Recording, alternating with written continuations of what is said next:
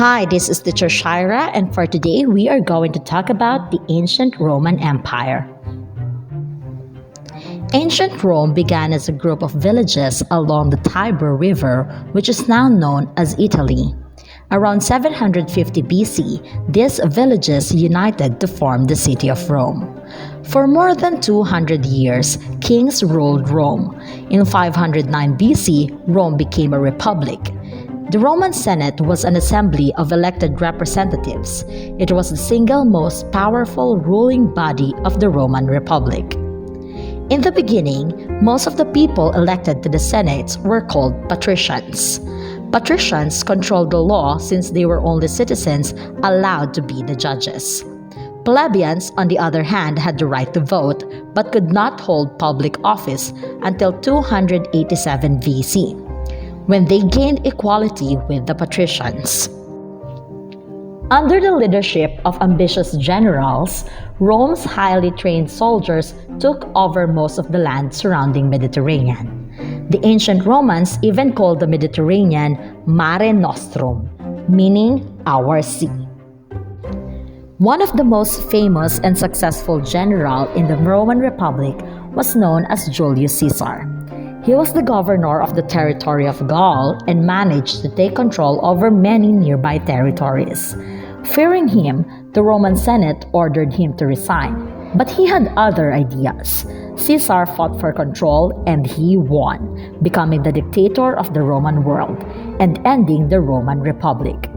Less than a year after gaining power, a group of angered senators stabbed Caesar to death on the floor of the Roman Senate on March 15, 44 BC. This caused a civil war that lasted in several years. In 27 BC, Caesar's adopted son, Octavian, was named the first emperor of Rome. But what is an empire? An empire is a nation or group of territories ruled by a single powerful leader or an emperor. As emperor, Octavian took the name Augustus. Augustus ruled the Roman Empire for more than 40 years, and it is known as the Augustan Age. During the Augustan Age, the Roman Empire continued to expand. Augustus kept soldiers along all the borders to keep peace in the Roman world. During this time, architects and engineers built many new public buildings.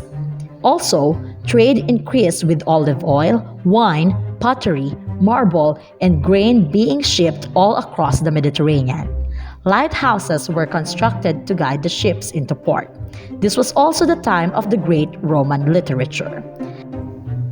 After the death of Augustus in 14 AD, a new religion began to spread: Christianity. At first, it took hold in the eastern half of the Roman Empire, but by 200 AD, this religion had spread throughout the empire.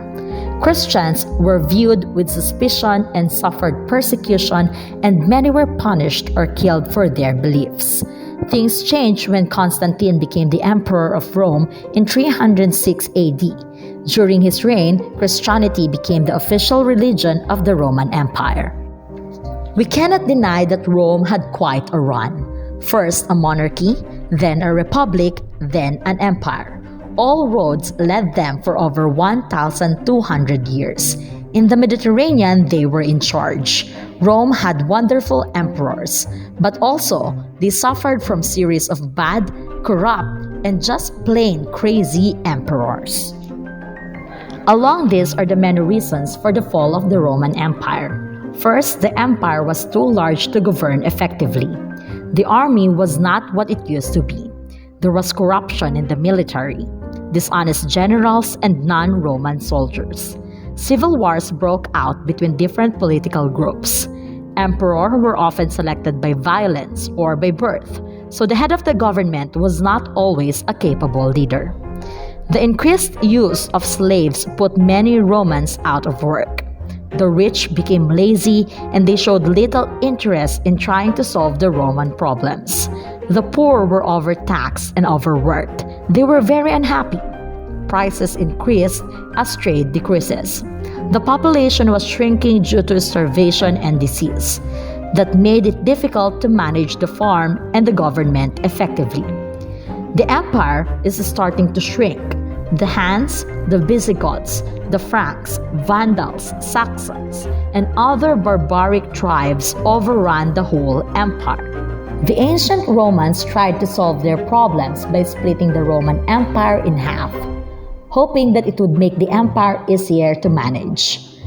Each side had an emperor, but the Western Roman Empire did not do well. Instead of getting stronger, they became weaker and weaker. By 400 AD, it was pretty much over. The Huns, Franks, Vandals, Saxons, and Visigoths, any of these barbarian tribes might have been the group that finally brought Rome down. They were all attacking various pieces of the Western Roman Empire at the same time. In 476 AD, the Visigoths sacked Rome. Europe entered the Dark Ages. The eastern half of the Roman Empire received a new name, the Byzantine Empire, and it lasted for 1,000 years.